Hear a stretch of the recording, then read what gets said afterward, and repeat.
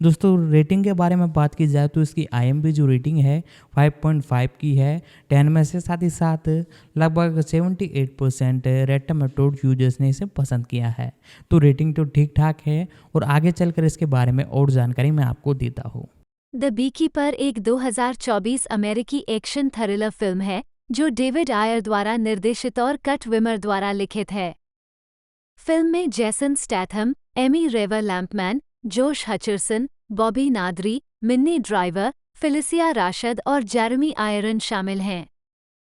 The beekeeper को संयुक्त राज्य अमेरिका में अमेजन एमजीएम स्टूडियो द्वारा metro Gold Wing mayor pictures label के तहत 12 जनवरी 2024 को रिलीज किया गया था और इसने दुनिया भर में $22 मिलियन की कमाई की है।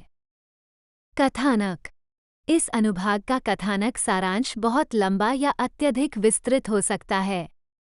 कृपया अनावश्यक विवरण हटाकर और इसे अधिक संक्षिप्त बनाकर इसे बेहतर बनाने में मदद करें। जनवरी 2024 जाने कि इस टेम्पलेट संदेश को कैसे और कब हटाना है। एलोइस पार्कर एक सेवानिवृत्त स्कूल शिक्षिका हैं जो अकेली रहती हैं, लेकिन उनके गैराज में एडम क्ले नाम का एक किराएदार है जो मधुमक्खी पालक के रूप में एक शांत जीवन व्यतीत करता है। एक दिन एलोइस एक फिशिंग घोटाले में फंस जाती है और उससे $2 मिलियन से अधिक की लूट हो जाती है, जिसमें से अधिकांश उस चैरिटी संगठन का है जिसे वह प्रबंधित करती है। तबाह होकर वो अपनी जान ले लेती है। शव मिलने पर क्ले को तुरंत एफबीआई एजेंट वेरोना पार्कर, एलोइस की बेटी द्वारा गिरफ्तार कर लिया जाता है। एलोइस की मौत को आत्महत्या का रार दिए जाने के बाद क्ले को रिहा कर दिया गया। वेरोना ने क्ले को बताया कि एलोइस को लूटने वाला समूह कुछ समय से एफबीआई के रडार पर है, लेकिन उसे ट्रैक करना मुश्किल साबित हुआ है। वह निराशावादी है कि अगर वे पाए भी गए तो उन्हें न्याय के कटघरे में लाया जाएगा। एलोइस के लिए न्याय चाहते हुए क्ले जिम्मेदार घोटालेबाजों का पता लगाने के लिए एक रहस्यमय संगठन बीकीपर्स से संपर्क करता है। क्ले को घोटालेबाजों के लिए एक पता मिलता है, एक कॉल सेंटर जिसे यूडीजी के नाम से जाना जाता है, जो मिकी गार्नेट द्वारा चलाया जाता है। क्ले यूडीजी की इमारत में जाता है और कर्मचारियों को डराने और गार्नेट के मुट्ठी भर लोगों को नीचे गिराने के बाद इमारत को उड़ा देता है। गार्नेट ने अपने बॉस, प्रौद्योगिकी कार्यकारी डेरिक डैनफोर्थ को सूचित किया। डैनफोर्थ ने क्ले को मारने के लिए गार्नेट को भेजा। गार्नेट और उसके ठग क्ले को ढूंढते हैं और उसके गैराज तक उसका पीछा करते हैं। वहां क्ले ने गार्नेट को छोड़कर सभी को तुरंत मार डाला जिसे उसने छोड़ दिया, लेकिन पहले उसकी उंगलियां काटने से पहले नहीं। पुल पर रुकने के दौरान गार्नेट ने डैनफोर्थ को फोन किया और उसे बताया कि क्ले एक मधुमक्खी पालक है। क्ले गार्नेट का पीछा करते हुए उसे मार देता है जबकि डैनफोर्थ फोन पर सुन रहा होता है और फिर डैनफोर्थ को चेतावनी देता है कि वह उसके पीछे आ रहा है। डैनफोर्थ वालेस वेस्टवाइल्ड से क्ले के बारे में बात करने जाता है। सीआईए के पूर्व प्रमुख वालेस वर्तमान में डैनफोर्थ की मां जेसिका के अनुरोध पर डैनफोर्थ एंटरप्राइजेस के लिए सुरक्षा चला रहे हैं। चिंतित वालेस ने क्ले को डैनफोर्थ की हत्या करने से रोकने की उम्मीद में सीआईए के वर्तमान निदेशक से संपर्क किया। हॉवर्ड मधुमक्खी पालकों से संपर्क करता है और उसे पता चलता है कि क्ले संगठन से सेवानिवृत्त हो गया है। हालांकि वे क्ले को मारने के लिए अपना मधुमक्खी पालक भेजते हैं। क्ले नए मधुमक्खी पालक को मार देता है, उसे आग लगा देता है और उसकी उंगलियां काट देता है, जिससे इस प्रक्रिया में एक गैस स्टेशन में विस्फोट हो जाता है। आगे की हताहतों के लिए जिम्मेदार न होते हुए मधुमक्खी पालकों ने सीआईए को सूचित किया कि वे तटस्थ रहेंगे और क्ले का पीछा नहीं करेंगे। इस बीच वेरोना और उसके साथी मैट विली अपराध दृश्यों का अनुसरण कर रहे हैं और पता चला है कि एडम क्ले आधिकारिक तौर पर मौजूद नहीं है। वे निर्धारित करते हैं कि क्ले का अगला लक्ष्य 9 पॉइंट सेंटर है, जो यूडीजी सहित दुनिया भर में डेरिक के कॉल सेंटरों का प्रबंधन करता है। एफबीआई के उप निदेशक प्रिग को ये सूचित करने के बाद कि क्ले एक मधुमक्खी पालक है, उन्हें पूरी धनराशि प्राप्त होती है।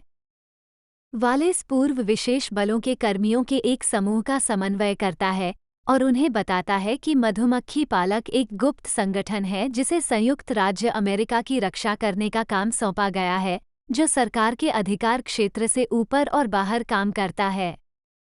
क्ले को रोकने का मौका पाने के लिए वालेस समूह को 9 पॉइंट बिल्डिंग के अंदर सुरक्षित करने का आदेश देता है, जबकि एफबीआई परिधि के चारों ओर अपनी स्वयं की स्वाट टीम को तैनात करती है। विशेष बलों के नेता के इस आग्रह के बावजूद कि कर्मचारियों को पहले इमारत से हटा दिया ना चाहिए, डैनफोर्थ ने उन्हें काम करने दिया। इससे क्ले को एफबीआई स्वाट टीम को तुरंत हराने और इमारत में घुसपैठ करने, प्रबंधक को नीचे गिराने की अनुमति मिलती है, जो क्ले और एफबीआई को बताता है कि डेरेक डैनफोर्थ उसका बॉस है। वेरोना ने एफबीआई के उप निदेशक प्रिग को सूचित किया कि डेरेक डैनफोर्थ वास्तव में दोनों कंपनियों को चलाता है, दोनों का स्वामित्व डैनफोर्थ एंटरप्राइजेस के पास है, जिसका उपयोग कई अमेरिकी सरकारी एजेंसियां करती हैं। वेरोना यह मुद्दा भी उठाती है कि क्ले न केवल डैनफोर्थ को मारने का प्रयास करेगा, बल्कि वह डैनफोर्थ की मां, जेसिका, जो संयुक्त राज्य अमेरिका की राष्ट्रपति है, को भी मार सकता है। प्रिग उन्हें एक खाली चेक देता है और राष्ट्रपति को सूचित करने के लिए आगे बढ़ता है। वालेस इस बात से परेशान है कि क्ले फिर से भाग गया है, सुझाव देता है कि डेरेक डैनफोर्थ गुप्त सेवा सुरक्षा का लाभ उठाते हुए कुछ समय के लिए अपनी मां के साथ रहे। राष्ट्रपति की समुद्र तटीय हवेली में रहते हुए वालेस भाड़े के सैनिकों के एक समूह को काम पर रखता है, जिनके नेता ने अपने पैर की कीमत पर एक मधुमक्खी पालक को मारने का दावा किया है। राष्ट्रपति की हवेली के प्रवेश द्वार के पास क्ले एक ट्रक के निचले हिस्से पर चढ़ जाता है और वहां आयोजित एक पार्टी में शामिल होने के लिए एक गुप्त सेवा एजेंट के साथ स्थान बदलता है। वेरोना ने क्ले को नोटिस किया, लेकिन जैसे ही वो गिरफ्तार होने वाला था, क्ले ने हवेली में प्रवेश करने के लिए ध्यान भटकाने के लिए सीक्रेट सर्विस ट्रकों पर रखे बमों को सक्रिय कर दिया। इस बीच हवेली के अंदर प्रिग जेसिका को उसके बेटे के घोटाले के संचालन के बारे में बताता है। डेरेक डैनफोर्थ ने खुलासा किया कि अपने राष्ट्रपति अभियान के दौरान जेसिका चुनावों में पीछे थी और उसे धन की आवश्यकता थी। उन्होंने वित्तीय लक्ष्यों का पता लगाने और उनके पैसे हड़पने के लिए CIA कार्यक्रम का उपयोग किया। परेशान और भयभीत, जेसिका ने निर्णय लिया कि यदि और जब क्ले उसके पास आएगा, तो वह उसे और दुनिया को डेरेक द्वारा कार्यक्रम के उपयोग के बारे में सच्चाई बताएगी। ऐसे में उसे उम्मीद है कि वह उसके बेटे पर दया करेगा। क्रोधित होकर डेरेक ने प्रिग को मार डाला और उसकी मां को बंधक बना लिया। क्ले राष्ट्रपति के कार्यालय तक पहुंचने के लिए संघर्ष करता है, कुछ गुप्त सेवा एजेंटों को घायल करता है और भाड़े के सैनिकों को मारता है। अंततः क्ले अपने कार्यालय की ओर जाने वाले गलियारे तक पहुंचती है। वह भाड़े के नेता के साथ आमने सामने की लड़ाई में संलग्न होता है और उसे मार डालता है। क्ले राष्ट्रपति के कार्यालय तक पहुंचता है, लेकिन वालेस उसे रोक देता है, जो उसे रुकने के लिए मनाने की कोशिश करता है, लेकिन क्ले उसकी उंगलियां तोड़ देता है। वह दरवाजे को तोड़ने के लिए उस पर एक विस्फोटक उपकरण लगाता है और कमरे में प्रवेश करता है। वेरोना और बाकी FBI एजेंट तुरंत उसके साथ शामिल हो जाते हैं। वेरोना क्ले को जेसिका और डेरेक को मारने से रोकने की कोशिश करती है। घबराया हुआ डेरेक अपने कार्यों के लिए जवाबदेही का सामना करने की अनिच्छा के कारण अपनी मां को मारने का प्रयास करता है, लेकिन जेसिका के आतंक के कारण क्ले पहले उसे मार देता है। फिर क्ले पास की खिड़की से बाहर कूद जाती है। वेरोना के पास स्पष्ट शॉट होने के बावजूद उसने क्ले को गोली नहीं मारने का फैसला किया, यह विश्वास करते हुए कि उसकी मां और अन्य पीड़ितों के लिए न्याय कानून का पालन करने से अधिक महत्वपूर्ण है। फिर क्ले उस स्कूबा गियर की सहायता से हवेली से भाग जाता है, जिसे उसने पहले समुद्र तट पर छिपाया था। कास्ट करें: एडम क्ले के रूप में जेसन स्टैथम 5, एमी रेवर लैम्पमैन FBI एजेंट वेरोना पाकर के रूप में, डेरेक डैनफोर्थ के रूप में जोश हचरसन 6, वालेस वेस्टवाइल्ड के रूप में जेरेमी आयंस 6, जेम्मा रेडग्रेव राष्ट्रपति डैनफोर्थ के रूप में, निदेशक हावर्ड के रूप में मिन्नी ड्राइवर 5, फिलिसिया राशद एलोइस पाकर के रूप में 5, एजेंट मैट विली के रूप में बॉबी नादरी 6, रिको एंजालोन के रूप में एंजो सिलेटी, डॉन गिलेट उप निदेशक प्रिग के रूप में, मिकी गार्नेट के रूप में डेविड विट्स, लाजर के रूप में टेलर जेम्स। उत्पादन विकास अगस्त 2021 में ये घोषणा की गई थी कि जेसन स्टैथम मिरामैक्स के लिए फिल्म में अभिनय करेंगे और एक निर्माता के रूप में भी काम करेंगे। साथ डेविड आयर ने मई 2022 में निर्देशन के लिए अनुबंध पर हस्ताक्षर किए। 8. फिल्मांकन प्रिंसिपल फोटोग्राफी सितंबर 2022 में यूनाइटेड किंगडम में शुरू हुई। 1 अक्टूबर में स्टैथम ने टायरिंघम के टायरिंघम हॉल में दृश्यों की शूटिंग की। 9 फिल्मांकन दिसंबर में पूरा हुआ। 10 release metro Gold Wing mayor MGM ने अगस्त 2022 में संयुक्त राज्य अमेरिका में फिल्म के वितरण अधिकार हासिल कर लिए।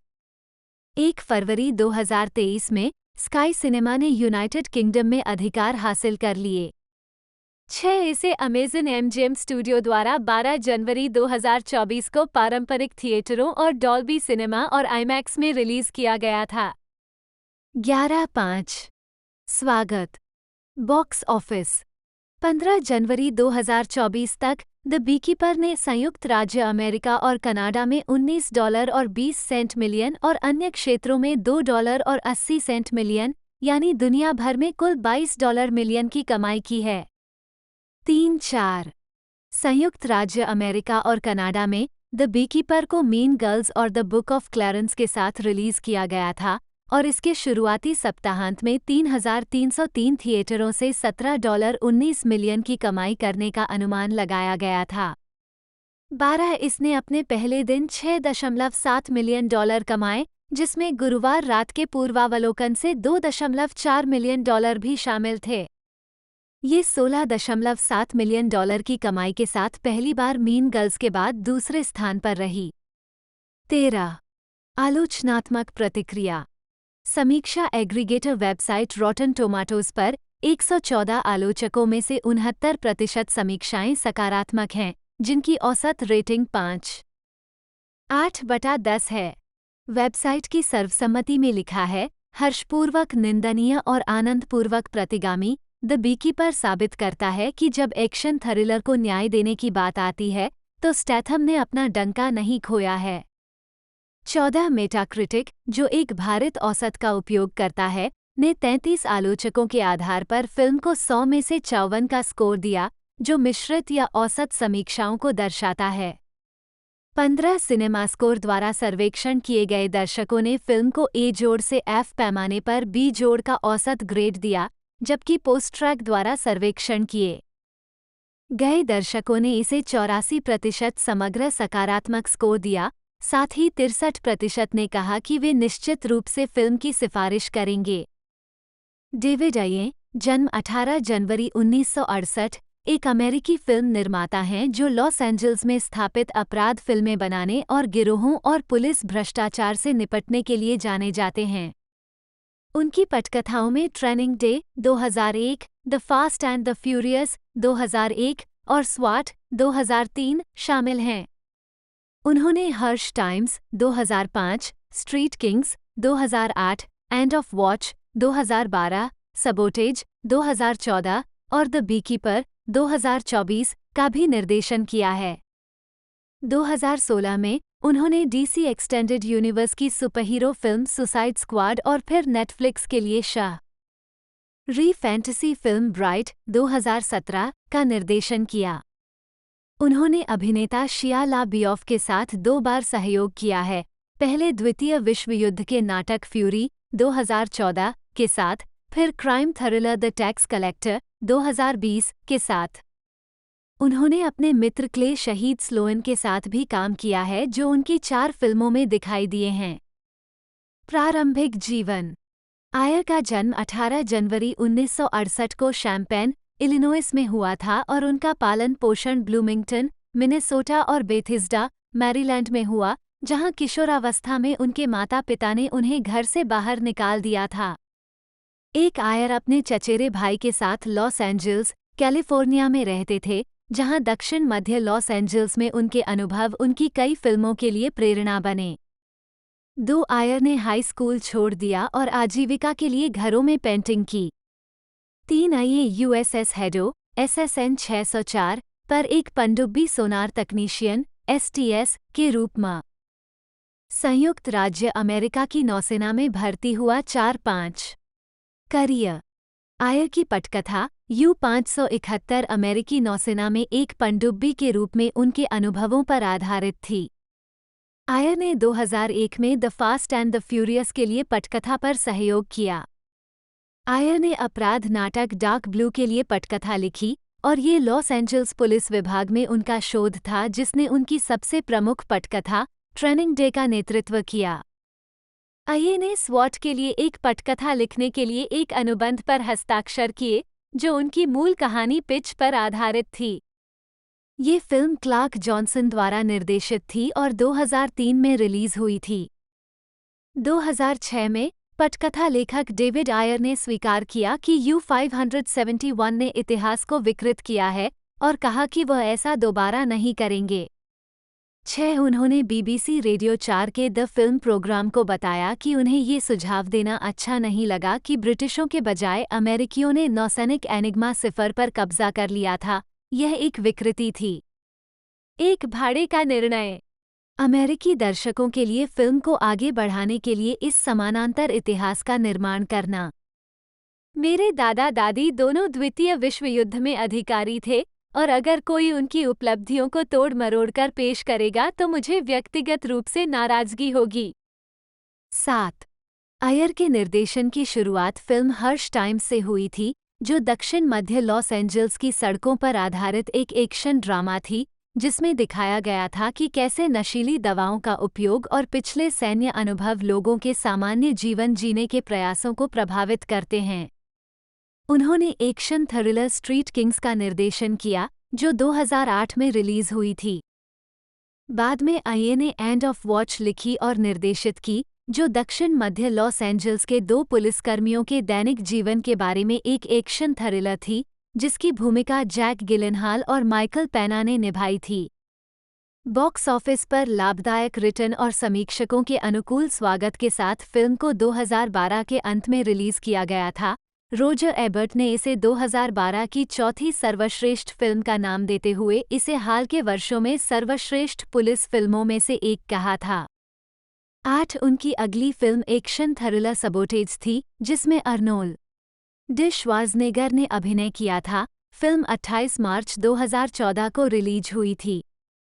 उन्होंने द्वितीय विश्व युद्ध पर आधारित एक्शन फिल्म फ्यूरी लिखी और निर्देशित की, जिसमें ब्रैड पिट, शिया लाबियोफ और लोगान लर्मन ने अभिनय किया था। फिल्म अक्टूबर 2014 में रिलीज हुई थी। 9 आयर ने कॉमिक बुक सुसाइड स्क्वाड का फिल्म रूपांतरण लिखा और निर्देशित किया, जो 5 अगस्त 2016 को रिलीज हुई थी। आयर के निर्देशन के साथ साथ फिल्म को नकारात्मक समीक्षा मिली, हालांकि यह अब तक की उनकी सबसे व्यावसायिक रूप से सफल फिल्म बन गई। 10 आयर ने ब्राइट का भी निर्देशन किया, एक समकालीन पुलिस थ्रिलर लेकिन काल्पनिक तत्वों के साथ, जिसमें विल स्मिथ और जोएल एडगिटन ने अभिनय किया, जिसकी पटकथा मैक्स लैंडिस ने लिखी थी, जिसे आयर ने दोबारा लिखा था। 11-12 नेटफ्लिक्स ने $90 मिलियन के सौदे पर फिल्म खरीदी। 13 फिल्म 22 दिसंबर 2017 को रिलीज हुई थी। 3 जनवरी 2018 को नेटफ्लिक्स ने पुष्टि की कि वे ब्राइट के सीक्वल के साथ आगे बढ़ रहे हैं, जिसमें स्मिथ और एडगिटन अपनी भूमिकाओं को दोहरा रहे हैं और आयर इवांस प्लियोटोपोलोस के साथ निर्देशन और पटकथा लिख रहे हैं, जिसका फिल्मांकन मार्च 2019 में शुरू हुआ। 14 अंततः विल स्मिथ के शेड्यूल के कारण ऐसा नहीं हुआ और 5 मई 2020 को उनकी जगह लुइस लेट्रियर को ले लिया गया क्योंकि डेविड आयर वार्नर ब्रदर्स के लिए द डर्टी डजन पर ध्यान केंद्रित करना चाहते थे।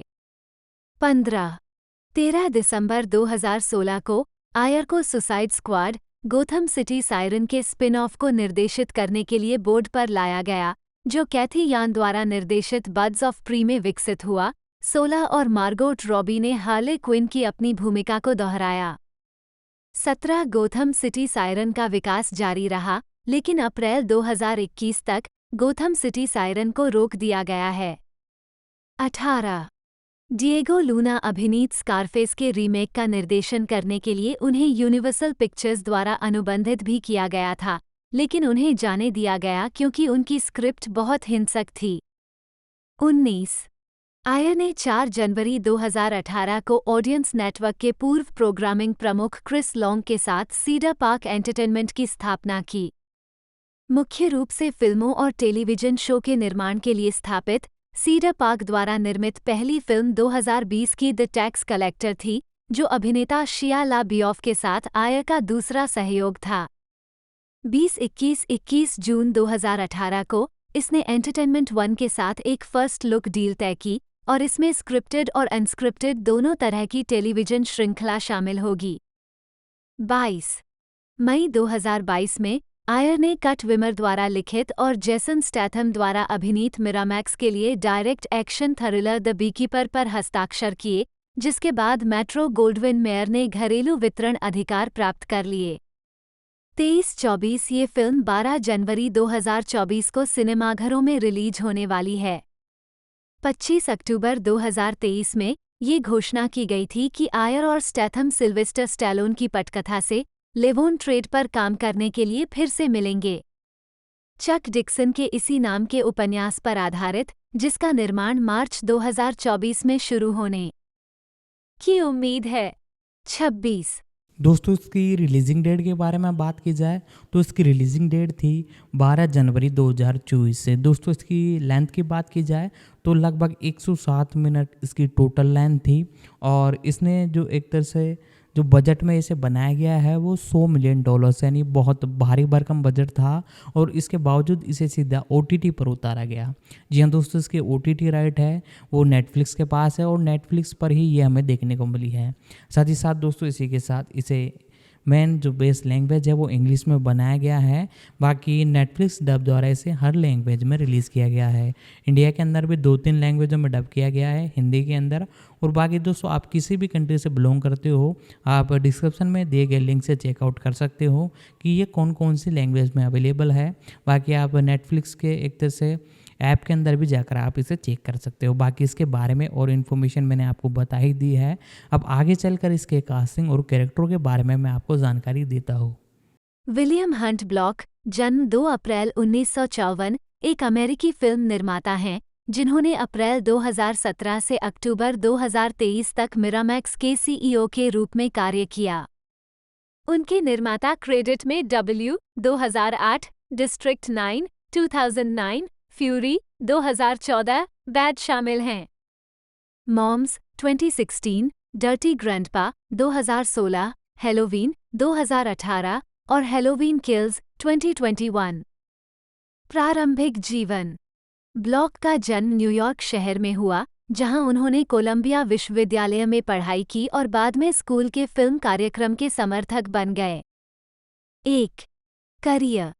ब्लॉक ने 1988 में इंटरटैलेंट एजेंसी की स्थापना से पहले एक साहित्यिक एजेंट के रूप में अपना करियर शुरू किया, जहां उन्होंने Kim Basinger, Samuel L Jackson, Steven Seagal, Charlie Sheen, John Travolta, Forest Whitaker, Sam Raimi, Roland Emmerich और विलियम फ्रीडकिन जैसे कलाकारों का प्रतिनिधित्व किया।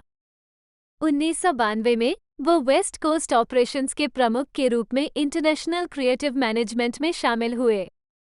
2 ब्लॉक ने आर्टिसन एंटरटेनमेंट की स्थापना की, एक स्वतंत्र फिल्म स्टूडियो जिसने द ब्लेयर विच प्रोजेक्ट सहित फिल्मों का निर्माण किया, Buena Vista Social Club, Darren Aronofsky की पाई और Requiem for a Dream, Steven Soderbergh द्वारा निर्देशित द लाइमी, जॉनी डेप अभिनीत और रोमन पोलांस्की द्वारा निर्देशित द नाइन्थ गेट और डेविड कोएब की stir of echoes and made में जॉन फेवरू और विंस वॉन ने अभिनय किया। 3-4 2002 में ब्लॉक ने फिल्म वित्त, उत्पादन और बिक्री कंपनी QED इंटरनेशनल की स्थापना की। वो 12 वर्षों तक QED के CEO रहे। उन्होंने नील ब्लोमकैंप की डिस्ट्रिक्ट 9 और एलिसियम, ओलिवर स्टोन की डब्ल्यू और ब्रैड पिट अभिनीत डेविड आयर की द्वितीय विश्व युद्ध की थ्रिलर फ्यूरी सहित फिल्मों का निर्माण किया। 2014 में जब मीडिया कंटेंट कैपिटल ने QED में एक नियंत्रित रुचि ली, तो ब्लॉक ने निर्माता केविन फ्रैक्स के साथ मर्सिड मीडिया लॉन्च करने के लिए कंपनी छोड़ दी। 2015-17 तक वो बिल ब्लॉक मीडिया के प्रबंध निदेशक थे। उन्होंने मिला कुनिस और क्रिस्टन बेल अभिनीत व्यावसायिक रूप से सफल बैड मॉम्स और रॉबर्ट डी नीरो और जैक एफ्रॉन अभिनीत डर्टी ग्रैंडपा का निर्माण किया। नवंबर 2015 में उन्होंने QED के साथ एक कानूनी विवाद सुलझाया, जब उनकी पूर्व कंपनी ने डर्टी ग्रैंडपा के अधिकारों के संबंध में ट्रेडमार्क उल्लंघन और अनुचित प्रतिस्पर्धा का आरोप लगाते हुए एक संघीय मुकदमा दायर किया था। 7 अप्रैल 2017 में उन्हें मिरामैक्स का CEO नामित किया गया था। 5 उन्होंने उनके साथ अनुबंध समाप्त होने के बाद अक्टूबर 2023 में स्टूडियो छोड़ दिया और उसी महीने के अंत में एक और प्रोडक्शन कंपनी ब्लॉक फिल्म बनाई। 8-9 व्यक्तिगत जीवन। ब्लॉक हॉलीवुड हिल्स में अपनी पत्नी यूजेनिया कुज़मिना, एक मॉडल, अभिनेत्री और हास्य कलाकार, अपने 2 बेटों और एक बेटी के साथ रहता है। 10 फिल्मोग्राफी। जब तक अन्यथा उल्लेख न किया गया हो, वो सभी फिल्मों में निर्माता थे। फिल्म वर्ष पतली परत श्रेय टिप्पणियां संदर्भ 2001 वेनिला स्काई कार्यकारी निर्माता 2003 शैतान का तालाब कार्यकारी निर्माता डायरेक्ट टू वीडियो 2007 पहला जन्म कार्यकारी निर्माता भाग्यशाली लोग कार्यकारी निर्माता शिकार पार्टी 2008 स्मार्ट लोग कार्यकारी निर्माता W 2009 पाउडर नीला कार्यकारी निर्माता जिला 9 कार्यकारी निर्माता 2011 टेक्सास किलिंग फील्ड्स कार्यकारी निर्माता 2012 एलेक्स क्रॉस 2013 नंदन लुप्त होते पुरुष वैश्य अड्डा 2014 तोड़ फोड़ रोश 2015 द फैमिली फैंग कार्यकारी निर्माता कस्बे को हिलाओ 2016 गंदे दादाजी बुरी माँ 2017 एक बुरी माँ का क्रिसमस कार्यकारी निर्माता 2018 हैलोवीन संपूर्णता 2019 जे और साइलेंट बॉब रीबूट कार्यकारी निर्माता सज्जनों 2020 अंकल फ्रैंक 2021 मनुष्य का क्रोध एमी रेवर लैम्पमैन जन्म एमिली क्रिस्टीन रेवर लैम्पमैन 5 सितंबर 1988 1-2-3 एक अमेरिकी अभिनेत्री और गायिका हैं। उन्होंने अपने करियर की शुरुआत संगीत थिएटर में काम करते हुए की और विभिन्न ब्रॉडवे और राष्ट्रीय टूरिंग प्रस्तुतियों जैसे Hair, Jekyll and Hyde, Wicked और हैमिल्टन में प्रदर्शन किया है। उन्होंने 2019 से Netflix series the Umbrella Academy में एलिसन हरग्रीव्स की भूमिका निभाई है। प्रारंभिक जीवन। रेवर लैम्पमैन का जन्म और पालन पोषण नॉर्फॉक, वर्जीनिया में हुआ। 4 उसे नवजात शिशु के रूप में गोद लिया गया था। 5 उनकी मां शेरोन ओल्ड डोमिनियन यूनिवर्सिटी में प्रोफेसर हैं। 3-6 जबकि उनके पिता ग्रेग एक लेखक और शिक्षक हैं। 7-8 वह इकलौती संतान के रूप में पली बड़ी थी। उसने व्यापक रूप से 50 से अधिक देशों में यात्रा की थी और अपनी मां के काम के कारण जब वह छोटी थी तब वह चेक गणराज्य, यूक्रेन और भारत में रही थी। 9 उनकी एक सौतेली बहन है जो उनसे 20 साल छोटी है। 10 उन्होंने एक प्रदर्शन कला high school, governor school for the arts, साथ ही नॉर्फॉक में मॉरी हाई में भाग लिया। 11 इसके बाद उन्होंने न्यूयॉर्क शहर के मैरीमाउंट मैनहट्टन कॉलेज में दाखिला लिया। उन्होंने स्कूल के दौरान एक पेशेवर अभिनेत्री के रूप में काम करना शुरू किया और अपने जूनियर वर्ष के लिए दूर से पढ़ाई शुरू की। उन्हें हेयर के निर्माण में एक भूमिका मिली और उन्होंने स्नातक होने से पहले केवल एक सेमेस्टर शेष रहते हुए अस्थायी रूप से अपना पाठ्यक्रम छोड़ दिया, लेकिन अंततः 2012 में थिएटर में कला स्नातक के साथ स्नातक की उपाधि प्राप्त की। 1, 2, 4, 5 करियर। रेवर लैम्पमैन का करियर संगीत थिएटर से शुरू हुआ। उनकी पहली पेशेवर थिएटर भूमिका मई 2010 में एस्टोरिया परफॉर्मिंग आर्ट्स सेंटर द्वारा निर्मित चिल्ड्रन ऑफ ईडन के प्रोडक्शन में थी। जब वो कॉलेज में द्वितीय वर्ष की छात्रा थी, तब उसने संगीत के लिए ऑडिशन दिया और एक प्रमुख भूमिका हासिल की। 9 इसके बाद उन्होंने ऑडिशन दिया और बाद में हेयर के 2010 के राष्ट्रीय दौरे में शामिल हुईं, जिससे उन्होंने अपना इक्विटी कार्ड अर्जित किया। रेवा लैम्पमैन ने अपना ब्रॉडवे डेब्यू ग्रीष्म 2011 में किया, जब हेयर ने अपने टूरिंग प्रोडक्शन के साथ ब्रॉडवे में वापसी की। 11 सितंबर में ब्रॉडवे पर प्रोडक्शन बंद होने पर उन्होंने हेयर छोड़ दिया। निम्नलिखित गिरावट में रेवा लैम्पमैन संगीतमय जेकिल एंड हाइड के तीसरे राष्ट्रीय दौरे में मुख्य भूमिका लूसी हैरिस के लिए एक समूह सदस्य और छात्र के रूप में शामिल हुए। उत्पादन 2 महीने की सीमित भागीदारी के लिए अप्रैल 2013 में ब्रॉडवे में स्थानांतरित हो गया, लेकिन 1 महीने के बाद बंद हो गया। बाद में 2013 में रेवा लैम्पमैन को ए नाइट विद जेनिस जोप्लिन के ब्रॉडवे मूल प्रोडक्शन में कास्ट किया गया था। 13 उन्होंने फरवरी 2014 में शो बंद होने तक एक झूले के रूप में प्रदर्शन किया और बाद में उन्हें अल्फाबा की मुख्य भूमिका के लिए स्टैंड बाय के रूप में म्यूजिकल विकेट के पहले अमेरिकी दौरे में शामिल किया गया। 11-14 विकेट के साथ अपने 1 साल के अनुबंध के बाद रेवा लैम्पमैन मार्च 2015 में न्यूयॉर्क लौट आए और बाद में उन 2 भूमिकाओं में से एक के लिए ऑडिशन दिया, जिन्हें हैमिल्टन अपने ऑफ ब्रॉडवे रन के बाद अपने शो में जोड़ रहे थे। 9 उन्हें ब्रॉडवे पर हैमिल्टन के मूल कलाकारों की टुकड़ी का हिस्सा बनाया गया और वह तीनों प्रमुख महिला भूमिकाओं के लिए एक समझदार छात्रा बन गईं, एंजेलिका, एलिजा और पैगी मारिया रेनॉल्ड्स। 4 हैमिल्टन अगस्त 2015 में खुला। सितंबर 2015 में रेवा लैम्पमैन गैलीलियो नामक एक मूल रॉक संगीत के स्टार स्टडेड रीडिंग का हिस्सा था। 15 उसी वर्ष दिसंबर में उन्होंने एलिस बाय हॉट की एमसीसी थिएटर कार्यशाला में भाग लिया। 16 जनवरी 2016 में ये घोषणा की गई थी कि उन्हें संगीतमय स्पंजबॉब स्क्वेयरपैंट्स के शिकागो प्रोडक्शन ट्रायल में पर्ल क्रैब्स के रूप में चुना गया था।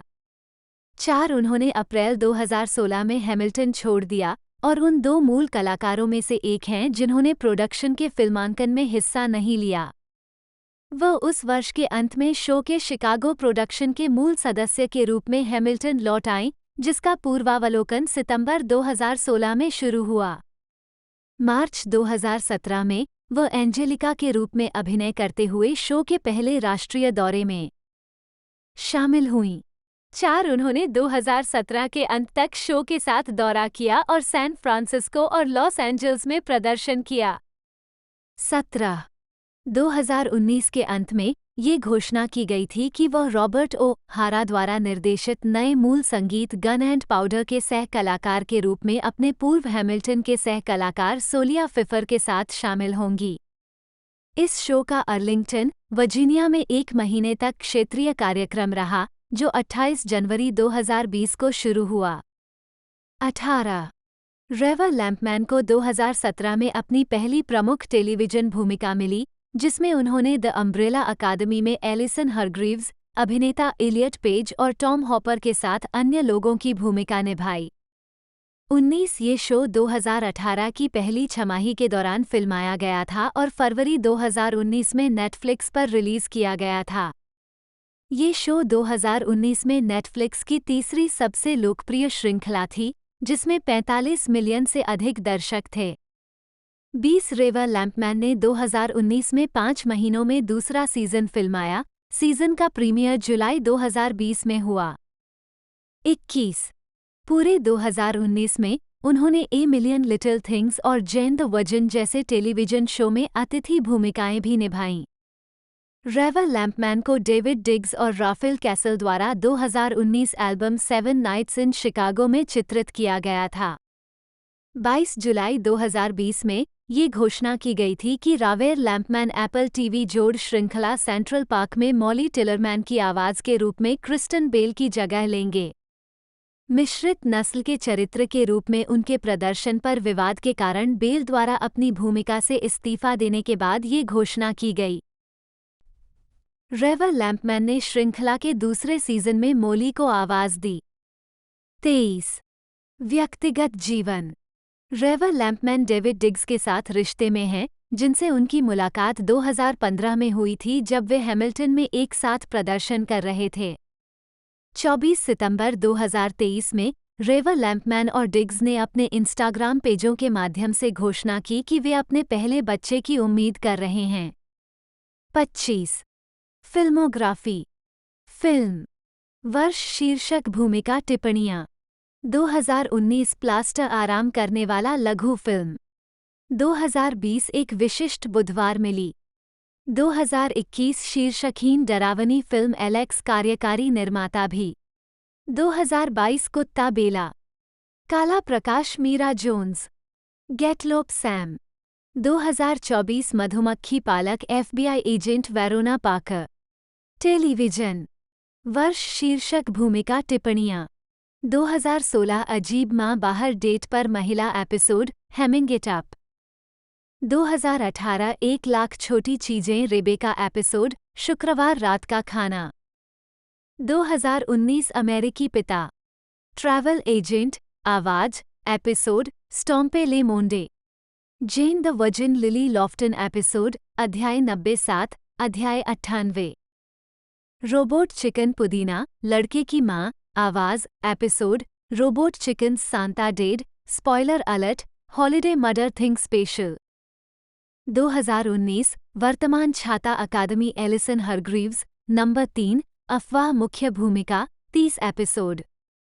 2021-2022 केंद्रीय उद्यान मॉली टिलरमैन आवाज मुख्य भूमिका सीजन 2 वर्तमान। 2022 बिल्कुल सही किया स्वयं अतिथि न्यायाधीश एपिसोड अम्ब्रेला अकादमी। 2022 परिवार का लड़का मैरी एलिजाबेथ बेक्का रयान आवाज एपिसोड गेट्स टीवी। रंगमंच वर्ष शीर्षक भूमिका कार्यक्रम का स्थान टिप्पणियाँ। 2010 ईडन के बच्चे ईव माँ Noah Astoria Performing Arts Center. मई 2010 ऑफ ब्रॉडवे उत्पादन 2010-2011 बाल ensemble. Understudy Dion Abraham Lincoln राष्ट्रीय दौरा। अक्टूबर 2010 जून 2011 राष्ट्रीय दौरा सेंट जेम्स थिएटर। जुलाई सितंबर 2011 ब्रॉडवे दौरे की वापसी। 2012-2013 जेकेल और Hyde ensemble. Understudy Lucy Harris राष्ट्रीय दौरा। अक्टूबर 2012 मार्च 2013 तीसरा राष्ट्रीय दौरा मार्क्विस थिएटर। अप्रैल मई 2013 ब्रॉडवे पुनरुद्धार। 2013-2014 जैनिस जोप्लिन के साथ एक रात स्विंग। अंडरस्टूडी जोप्लिनर्स लिसेयम थिएटर। अक्टूबर 2013 फरवरी 2014 मूल ब्रॉडवे कलाकार। 2014-2015 दुष्ट अल्फाबा स्टैंड बाय राष्ट्रीय दौरा। फरवरी 2014 मार्च 2015 पहला राष्ट्रीय दौरा प्रतिस्थापन। 2015-2017 हैमिल्टन अंडरस्टूडी समूह। Angelica Eliza Peggy Maria Reynolds Richard Rodgers Theatre. जुलाई 2015 अप्रैल 2016 मूल ब्रॉडवे उत्पादन। Eliza tour. सितंबर 2016 फरवरी 2017 शिकागो उत्पादन। Angelica tour. मार्च दिसंबर 2017 पहला राष्ट्रीय दौरा। 2016 स्पंजबॉब स्क्वेयरपैंट मोती केकड़े ओरिएंटल थिएटर। जून जुलाई 2016 मूल शिकागो उत्पादन। 2020 बंदूक और पाउडर मरथा सिग्नेचर थिएटर। जनवरी फरवरी 2020 मूल वर्जीनिया उत्पादन। Discography Amelia Fiona Minni driver जन्म 31 जनवरी 1970 एक ब्रिटिश और अमेरिकी अभिनेत्री हैं। वह 1995 की सर्किल ऑफ फ्रेंड्स में अपनी ब्रेकआउट भूमिका से प्रमुखता से उभरीं। उन्होंने कई प्रकार की फिल्मों में अभिनय किया, जिनमें प्रतिष्ठित क्लासिक ग्रोस पॉइंट ब्लैंक, गस वान सेंट की गुड विल हंटिंग शामिल है, जिसके लिए उन्हें सर्वश्रेष्ठ सहायक अभिनेत्री के लिए अकादमी पुरस्कार और स्क्रीन एक्टर्स गिल्ड अवार्ड संगीतमय दोनों के लिए नामांकित किया गया था। The Phantom of the Opera, Owning Mahowny, और हयाओ मियाज़ाकी की प्रिंसेस मोनोनोके में लेडी एबोशी की आवाज़ प्रदान करना। टेलीविज़न में ड्राइवर ने द रिचेस में एडी इज़ार्ड के साथ अभिनय किया, जिसके लिए उन्हें एमी और गोल्डन ग्लोब दोनों के लिए नामांकित किया गया था। उन्होंने ABC sitcom speechless, NBC sitcom about a boy में अभिनय किया है और एनबीसी श्रृंखला विल एंड ग्रेस में एक आवर्ती भूमिका में हैं। उन्होंने बीबीसी वन के लिए द डीप सहित कई ब्रिटिश नाटकों में भी अभिनय किया है। एक अभिनेत्री के रूप में अपने काम से पहले ड्राइवर ने एक गायिका के रूप में शुरुआत की और अपने करियर के दौरान 3 पूर्ण एकल एल्बम जारी किए। उन्होंने सुपरमैंशन और टार्ज़न सहित कई एनिमेटेड श्रृंखलाओं और फिल्मों के साथ साथ जुरासिक पार्क, ट्रेसपैसर सहित वीडियो गेम में भी अपनी आवाज़ दी है। प्रारंभिक जीवन और शिक्षा। अमेलिया फियोना जेसिका ड्राइवर का जन्म लंदन में हुआ और 6 साल की उम्र तक उनका पालन पोषण बारबाडोस में हुआ। 1, 2, 3, 4 मिन्नी उपनाम उन्हें बचपन में उनकी बड़ी बहन केट ने दिया था। 5, 6 उनकी मां, गेनोर चर्चवर्ड, नी मिलिंगटन, 1937-2021, एक फैब्रिक डिजाइनर और पूर्व काउचर मॉडल थीं। उनके पिता, चार्ल्स रोनल्ड ड्राइवर, 1921-2009, 7 का जन्म स्वानसी, वेल्स में हुआ था और वे अंग्रेजी और स्कॉटिश मूल के थे। 8 उन्होंने हेलिगोलैंड बाइट की लड़ाई में अपनी भूमिका के लिए विशिष्ट उड़ान पदक 7 अर्जित किया। 9 और लंदन यूनाइटेड इन्वेस्टमेंट्स के निदेशक थे। 8-1011 उसके माता पिता ने कभी शादी नहीं की। 9 उसके पिता ने मिन्नी की मां के साथ अपने रिश्ते के दौरान दूसरी महिला से शादी की थी। जब मिन्नी 6 साल की थी तब उसके माता पिता ने रिश्ता तोड़ दिया। 6 कुछ ही समय बाद उसे बोर्डर के रूप में हैम्पशायर के बैडल स्कूल में भेज दिया गया। 6 बाद में उन्होंने weber Douglas academy of dramatic art, 12 और कोलिंगहैम कॉलेज, जो कि कैंसिंगटन, सेंट्रल लंदन में एक स्वतंत्र कॉलेज है, में दाखिला लिया। 13 मिन्नी की बड़ी बहन केट एक फिल्म निर्माता और प्रबंधक हैं। उनके पिता की पहली शादी से उनकी एक बड़ी सौतेली बहन, सुसान ड्राइवर और 2 छोटे सौतेले भाई भी हैं, चार्ली ड्राइवर, एक फुटबॉल एजेंट, रोनाल्ड की अगली शादी से, और एड चर्चवर्ड, उनकी मां की अगली शादी से। 6-14 करियर। अभिनय। ड्राइवर का टेलीविज़न डेब्यू 1991 में राइट गार्ड डिओडोरेंट के टीवी विज्ञापन में हुआ था। 15 ड्राइवर ने 1991 में जैज़ गायक और गिटार वादक के रूप में प्रदर्शन करके अपनी आय में वृद्धि करते हुए स्टेज पर भी पदार्पण किया। 16 1993 में वो माइकल गैम्बोन और माइकल शीन के साथ मैग्रेट के एक एपिसोड में दिखाई दी। इसके अलावा 1993 में उन्होंने mini series Mr Wroe's Virgins में जोनाथन प्राइस के साथ अभिनय किया। वह ब्रिटिश टेलीविजन पर द डे टुडे में हास्य अभिनेता स्टीव कूगन और व्यंग्यकार अर्मांडो इन्नूची का साथ दिखाई दी और Casualty, the House of Eliott, Lovejoy और पीक प्रैक्टिस में उनकी छोटी भूमिकाएं थीं। ड्राइवर ने व्यापक रूप से जनता का ध्यान आकर्षित किया जब उन्होंने 1995 में क्रिस ओ डोनल के साथ सर्किल ऑफ फ्रेंड्स में मुख्य भूमिका निभाई। इसके बाद उन्होंने गोल्डन आई 1995 में एक छोटी भूमिका, स्लीपर्स 1996 में एक सहायक भूमिका, बिग नाइट 1996 में एक प्रमुख भूमिका और जॉन क्यूसैक के साथ ग्रोस पॉइंट ब्लैंक 1997 में सह कलाकार के रूप में काम किया। ड्राइवर ने नाटक गुड विल हंटिंग 1997 में मैट डैमन के साथ स्काइला की भूमिका निभाई, जिसके लिए उन्हें सर्वश्रेष्ठ सहायक अभिनेत्री के लिए अकादमी पुरस्कार और स्क्रीन एक्टर्स गिल्ड अवार्ड के लिए नामांकित किया गया था। 17 1998 में ड्राइवर ने सैंड्रा गोल्डबैकर की फिल्म द गवर्नेस में अभिनय किया। 18 उस वर्ष उन्होंने एक्शन थ्रिलर हार्ड रेन में क्रिश्चियन स्लेटर और मॉर्गन फ्रीमैन के साथ सह अभिनय किया। ड्राइवर ने कई एनिमेटेड फीचर पर भी काम किया है, जिसमें डिज्नी के टार्ज़न के 1999 संस्करण में जैन को और 1999 में जापानी फिल्म प्रिंसेस मोनोनोक की अंग्रेजी डब रिलीज में लेडी एबोशी को आवाज़ दी है।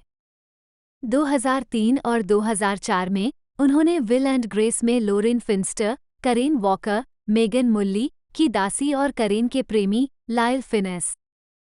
जेसन स्टैथम, STE थीटा M, जन्म 26 जुलाई 1967, एक अंग्रेजी अभिनेता हैं।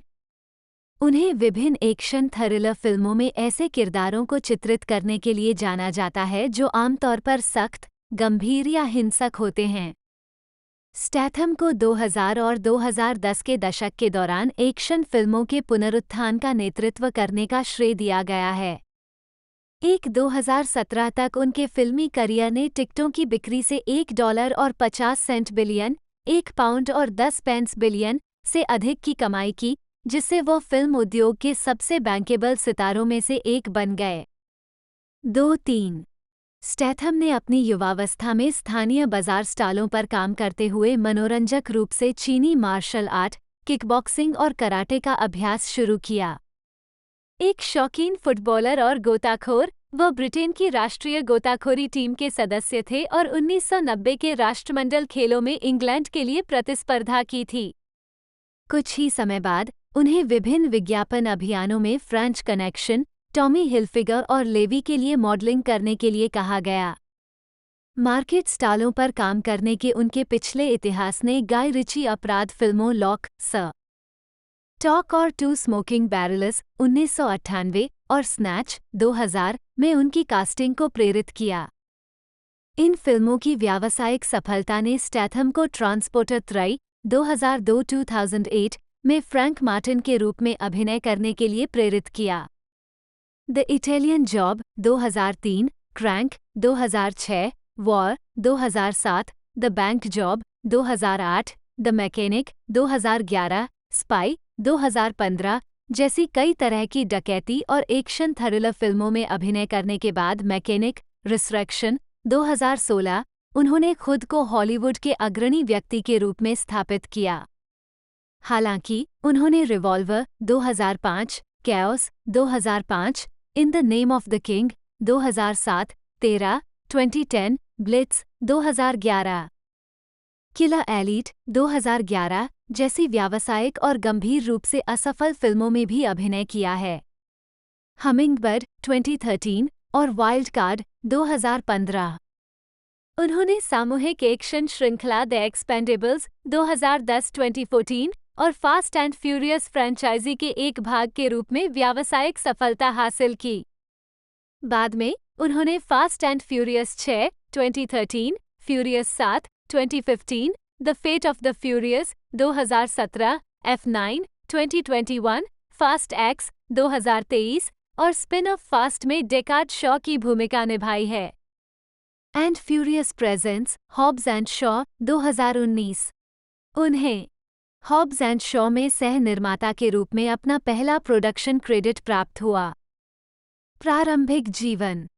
जेसन स्टैथम का जन्म 26 जुलाई 1967 को शायरब्रुक, डर्बीशायर में हुआ था। 4-5 नर्तक एलिन, नी येट्स और सड़क विक्रेता बैरी स्टैथम के पुत्र। 6 उनके पिता ने कैनरी द्वीप समूह में हाउस पेंटर, कोयला खनिक और गायक के रूप में छोटी-मोटी नौकरियां भी की। 7 स्टैथम ग्रेट यारमाउथ, नॉर्फॉक चले गए, जहां उन्होंने शुरू में मार्शल आर्ट का अभ्यास करने के बजाय स्थानीय बाजार के स्टालों पर काम करके अपने पिता के करियर को आगे बढ़ाने का फैसला किया। वह फुटबॉल खिलाड़ी विनी जोन्स के साथ बड़े हुए, जिनके साथ उन्होंने बाद में अभिनय भी किया।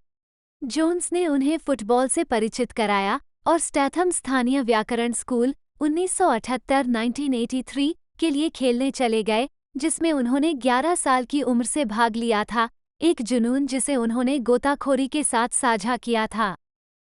8 उन्होंने अपनी गोताखोरी तकनीकों को बेहतर बनाने के लिए प्रतिदिन अभ्यास किया और 12 वर्षों तक ब्रिटेन के राष्ट्रीय तैराकी दस्ते के सदस्य रहे। 9-10 उन्होंने 1990 के राष्ट्रमंडल खेलों में 10 मीटर, 3 मीटर और 1 मीटर प्रतियोगिताओं में इंग्लैंड के लिए प्रतिस्पर्धा की।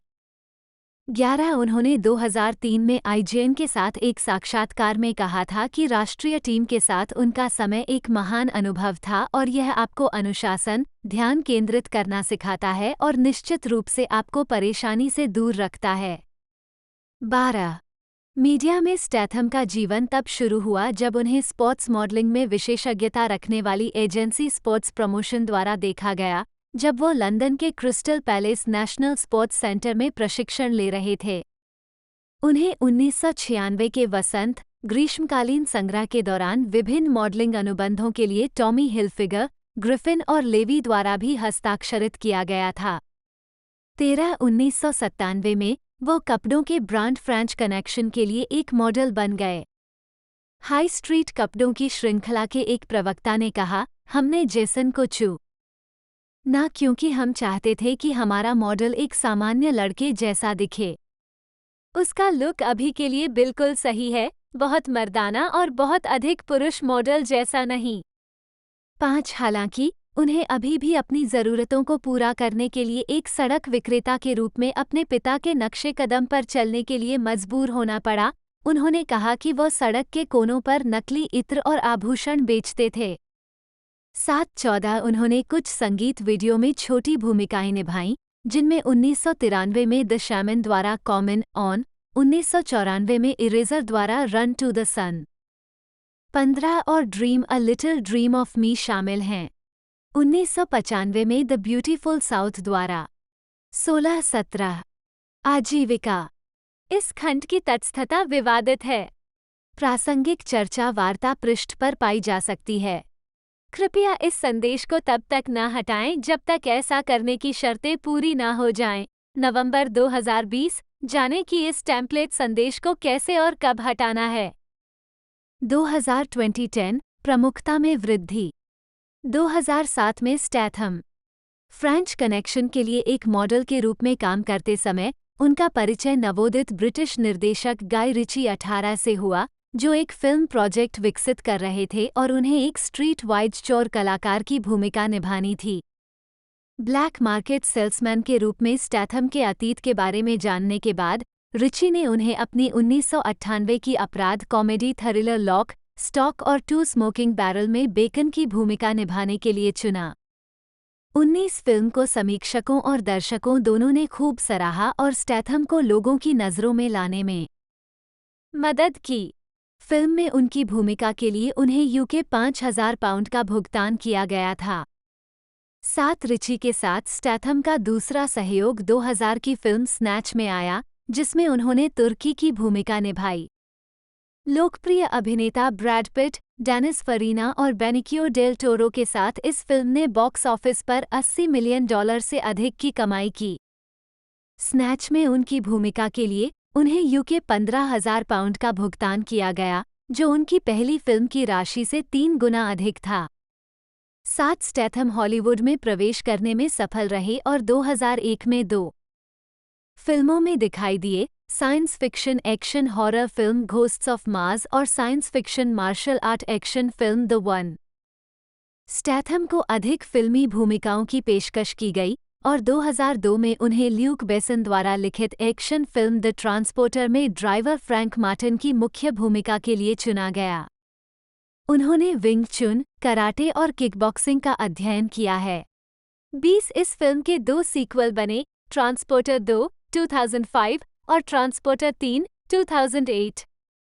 उन्होंने mean machine 2002, the Italian job 2003, 21 और सेल्यूलर 2004 में सहायक भूमिकाएं भी निभाईं, जिनमें उन्होंने मुख्य खलनायक की भूमिका निभाई। 2005 में स्टैथम को एक बार फिर रिची द्वारा अपने नए प्रोजेक्ट रिवॉल्वर में अभिनय करने के लिए चुना गया, जो एक महत्वपूर्ण और बॉक्स ऑफिस विफलता थी। 22 उन्होंने 2006 में स्वतंत्र फिल्म लंदन में एक नाटकीय भूमिका निभाई। उसी वर्ष उन्होंने एक्शन फिल्म क्रैंक में मुख्य भूमिका निभाई। स्टैथम को 2006 के San Diego Comic Con convention के दौरान क्रैंक को बढ़ावा देने के लिए कहा गया था। 2008 में स्टैथम ने British crime thriller the Bank Job and Death Race में अभिनय किया, जो डेथ रेस 1975 की रीमेक थी।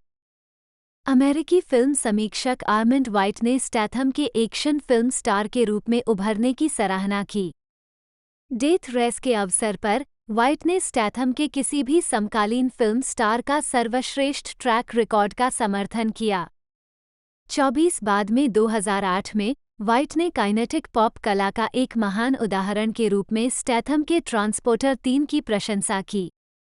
एम्पायर मैगजीन के क्रिस हेविट ने फिल्म को एक उबाऊ, नीरस मामला कहा, लेकिन फिल्म को स्टैथम को एक नए एक्शन हीरो के रूप में स्थापित करने का श्रेय दिया, जो जैकी चैन एस का हाई के साथ एक लाइनर के साथ सहज था। लात मारना। 25 2009 में स्टैथम ने डेविड पीपल्स और जेनेट पीपल्स द्वारा लिखित एक नई फिल्म विकसित करना शुरू किया। स्टैथम ने कहा, हमें एक फिल्म मिली है जिसे हम बनाने की कोशिश कर रहे हैं, जो डेविड पीपल्स और जेनेट पीपल्स द्वारा लिखी गई है, एक पुरानी film the treasure of the Sierra Madre की तरह। ये रीमेक या कुछ भी नहीं है, लेकिन ये थोड़ा सा है कुछ इसी तरह, रिश्तों के बारे में और कैसे लालच इन 3 लोगों के रिश्तों को दूषित करता है। कामकाजी शीर्षक द ग्रैबर्स है। 26 उन्होंने 2009 की सीक्वल क्रैंक हाई वोल्टेज में शेव चेलियोस की अपनी भूमिका दोहराई। 27 2010 में स्टैथम अन्य एक्शन सितारों सिल्वेस्टर स्टैलोन, जेट ली, डॉल्फ लुंडग्रेन और मिकी राउर्के के साथ एक्शन फिल्म द एक्सपेंडेबल्स में दिखाई दिए। स्टैथम ने ली क्रिसमस की भूमिका निभाई है, जो एक पूर्व एसएस सैनिक है और चाकुओं का उपयोग करके करीबी मुकाबले में विशेषज्ञ है। 28 ये फिल्म व्यावसायिक रूप से सफल रही, संयुक्त राज्य अमेरिका, यूनाइटेड किंगडम, चीन और भारत में बॉक्स ऑफिस पर पहले नंबर पर रही और दुनिया भर में कुल $274 मिलियन की कमाई की। 2011-2015 वाणिज्यिक विस्तार। 2012 में द एक्सपेंडेबल्स 2 के फ्रेंच प्रीमियर में स्टैथम 2011 की अपनी पहली फिल्म में स्टैथम ने 1972 की चार्ल्स ब्रॉनसन की फिल्म द मैकेनिक के रीमेक में आर्थर बिशप के रूप में अभिनय किया। स्टैथम के चरित्र को एक आदमी के सिर पर गोली मारते हुए दर्शाने वाले एक नाटकीय ट्रेलर को अत्यधिक हिंसा दिखाने के कारण विज्ञापन मानक प्राधिकरण द्वारा प्रचलन से प्रतिबंधित कर दिया गया था। 29 द मैकेनिक में उनकी भूमिका की संयुक्त राज्य अमेरिका और यूनाइटेड किंगडम दोनों में आलोचकों द्वारा सकारात्मक समीक्षा की गई। द गार्जियन ने मनोरंजक हिटमैन थ्रिलर प्राप्त करने में अब रथागत दक्षता के रूप में उनके प्रदर्शन की प्रशंसा की। 30 न्यूयॉर्क टाइम्स ने स्टैथम को गोली की तरह चिकना बताया और फिल्म मूल का अधिक शक्तिशाली रिचार्ज है। 31 यूके अखबार द डेली टेलीग्राफ ने स्टैथम को एक्शन फिल्मों के लिए इंग्लैंड का सबसे अच्छा निर्यातक, सज्जन आत्मा वाला एक व्यवसायी जानवर कहा। 32 उन्होंने पुलिस ड्रामा ब्लिट्स में जासूस सार्जेंट टॉम ब्रेंट के रूप में अभिनय करके ब्रिटिश फिल्म में वापसी की। फिल्म को मिश्रित समीक्षाएं मिलीं और द गार्जियन के कैथ क्लेक ने इसे आधे भी बुर नहीं और अजीब तरह से मनोरंजक के रूप में समीक्षा की। 33 उसके बाद उन्हें एक्शन फिल्म किलर एलिट में लिया गया। ये फिल्म वास्तविक घटनाओं पर आधारित थी, जो सर रॉनल्फ फेनेस के उपन्यास द फेदर मैन का विषय थी। स्टैथम ने डैनी नाम के एक हत्यारे की भूमिका निभाई, जो अपने पुराने दोस्त को बचाने के लिए सेवानिवृत्ति से बाहर आता है, जिसकी भूमिका रॉबर्ट डी नीरो ने निभाई है। 34 फिल्म की कमाई नकारात्मक रही और समीक्षकों ने इसकी आलोचना की। 35 अगस्त 2011 में उन्होंने निर्देशक टेलर हैकफोर्ड के लिए पाकर का फिल्मांकन शुरू किया। फिल्म जनवरी 2013 में रिलीज हुई थी। स्टैथम ने पाकर नामक आपराधिक नायक की भूमिका निभाई थी, जो पहले 1999 की पेबैक में मेल गिब्सन द्वारा और 1967 की पॉइंट ब्लैंक में ली मार्विन द्वारा निभाई गई थी, हालांकि उनके पात्रों को अलग अलग उपनाम दिए गए थे। 36 द न्यूयॉर्क टाइम्स के एओ स्कॉट ने फिल्म में अभिनेता के बारे में कहा, स्टैथम, जो पूरी तरह से मांसपेशियों और घाव के ऊतकों से बना हुआ लगता है, एक अभिनेता के रूप में अपनी सीमाओं के साथ सहज है। किसी भी मामले में उनका पाकर एक पूरी तरह से गोल इंसान की तुलना में एक स्वयंसिद्ध से अधिक है। 37 2012 बीबीसी न्यूज़ की रिपोर्ट में अनुमान लगाया गया है कि उनके अब तक के 10 साल के फिल्मी करियर 2002 से 2012 ने बॉक्स ऑफिस पर $1 अरब से अधिक की कमाई की, जिससे वो उद्योग के सबसे अधिक बैंक योग्य सितारों में से एक बन गए। 3 उन्हें 2012 में द एक्सपेंडेबल्स 2 में ली क्रिसमस के रूप में उनकी भूमिका को दोबारा निभाने के लिए साइन किया गया था। 38 2014 कांस फिल्म फेस्टिवल में स्टैथम बीच में 2013 में स्टैथम की फास्ट एंड फ्यूरियस 6 के अंत में फिल्म के प्रतिपक्षी ओवन शॉ, ल्यूक इवांस के भाई के रूप में एक कैमियो उपस्थिति थी। 39 अप्रैल 2015 में रिलीज हुई फ्यूरियस 7 में उन्होंने इस बार मुख्य प्रतिपक्षी की भूमिका निभाई। 404142 उन्होंने सिल्वेस्टर स्टैलोन द्वारा लिखित थ्रिलर होमफ्रंट में जेम्स फ्रेंको के साथ भी अभिनय किया। 43 और ब्रिटिश थ्रिलर हमिंगबर्ड का शीर्षक था। स्टैथम की अभिनय क्षमताओं को नई ऊंचाइयों पर पहुंचाने के लिए आलोचकों द्वारा बाद की फिल्म की सराहना की गई। द गार्जियन के मार्क कैमोड ने अधिक साहसिक भागों को आजमाकर अपने ब्रांड को विकसित करने का प्रयास के रूप में नोट किया, उनके नाटकीय पैलेट को विस्तारित किया। 4445 स्टैथम ने 2014 के संगीत video summer of kelvin Harris में एक कार रेसर के रूप में कैमियो किया। 2014 में वो द एक्सपेंडेबल्स 3 में ली क्रिसमस के रूप में लौटे। हालांकि समीक्षकों द्वारा आलोचना की गई 46 फिल्म ने $90 मिलियन के बजट के मुकाबले $215 मिलियन की कमाई की।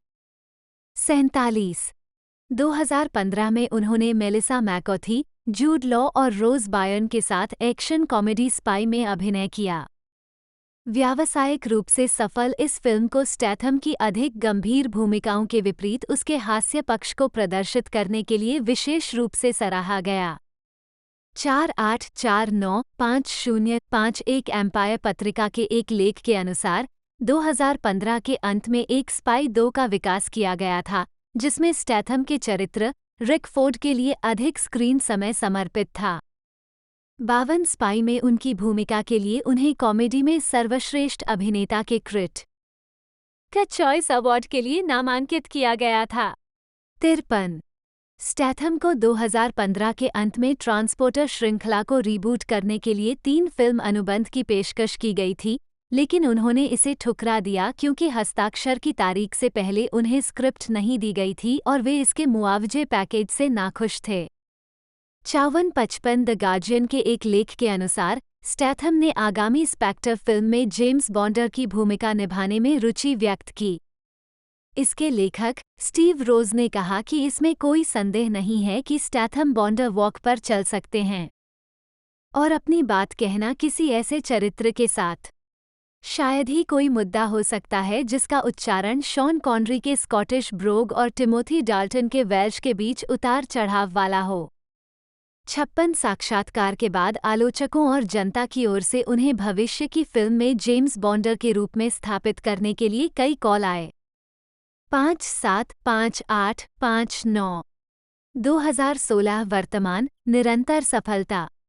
उनकी 2011 की फिल्म द मैकेनिक की अगली कड़ी 2016 के अंत में निर्माण के लिए निर्धारित की गई थी और मैकेनिक पुनरुत्थान के रूप में शुरू होने की घोषणा की गई थी।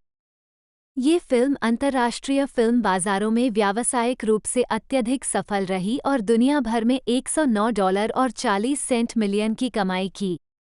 60 फोर्ब्स के अनुसार ये फिल्म स्टैथम की 7वीं सबसे बड़ी कमाई और उनके करियर की सबसे व्यावसायिक रूप से सफल एकल फिल्म उद्यम थी। 60 फरवरी 2017 में उन्होंने सुपर बाउल ली के दौरान विक्स कॉम के 30 सेकंड के सुपर बाउल विज्ञापन में गैल गैडोट के साथ अभिनय किया। 61 CNET ने बताया कि विज्ञापन 22 मिलियन उपयोगकर्ता छापों तक पहुंच गया। 62 स्टैथम को 2016 में एक बार फिर फास्ट एंड फ्यूरियस फ्रेंचाइजी में शामिल होने के लिए कहा गया था। आगामी film the Fate of the Furious व्यावसायिक सफलता के साथ अप्रैल 2017 में रिलीज हुई थी। जबकि फिल्म को कुल मिलाकर मिश्रित समीक्षाएं मिली, स्टैथम को उनकी हास्य टाइमिंग और समकालीनों के साथ ऑन स्क्रीन केमिस्ट्री के लिए प्रशंसा मिली। 636465 ये फिल्म 2017 की तीसरी सबसे ज्यादा कमाई करने वाली फिल्म और अब तक की 12वीं सबसे ज्यादा कमाई करने वाली फिल्म बन गई। 6667 स्पाई 2 की पुष्टि 15 फरवरी 2018 को हुई थी। 68-69, लेकिन बाद में 2018 में फीग ने बताया कि हालांकि स्पाई का सीक्वल अभी भी बन सकता है, लेकिन परियोजना में स्टूडियो की ओर से कोई दिलचस्पी नहीं है। 70-71 स्टैथम ने 2018 की एक्शन हॉरर फिल्म द मेग में पूर्व नौसेना कप्तान जोनास टेलर की मुख्य भूमिका निभाई, जो 10 अगस्त को रिलीज हुई थी। ये फिल्म दुनिया भर में $527 और 80 सेंट मिलियन की कमाई के साथ अब तक की सबसे अधिक कमाई करने वाली यूएस चीनी सह उत्पादन बन गई। 72 2019 में स्टैथम ने Fast and Furious Presents Hobbs and Shaw में डेकार्ड शॉ के रूप में अपनी भूमिका को दोहराया, जो उनके और ड्वेन जॉनसन के पात्रों पर केंद्रित फास्ट एंड फ्यूरियस फ्रेंचाइज का स्पिन ऑफ था। 73-74 फिल्म ने दुनिया भर में $758 मिलियन की कमाई की, जो 2019 की 10वीं सबसे ज्यादा कमाई करने वाली फिल्म बन गई और स्टैथम के प्रदर्शन की प्रशंसा के साथ इसे आलोचकों से आमतौर पर सकारात्मक समीक्षा मिली। 75 सार्वजनिक छवि। तो दोस्तों आज की इस वीडियो में हमने बात करी इस ज़बरदस्त मूवी के बारे में। आपको वीडियो अच्छी लगी हो तो वीडियो को लाइक कीजिएगा, चैनल पर नए हो तो चैनल को सब्सक्राइब कर लीजिएगा, बेल आइकन दबाकर इसे ऑल पर सेट कर दे। ज़्यादा से ज़्यादा हो सके तो वीडियो को शेयर करने की कोशिश कीजिएगा। आज की इस वीडियो में इतना ही, मिलते हैं अगले वीडियो में।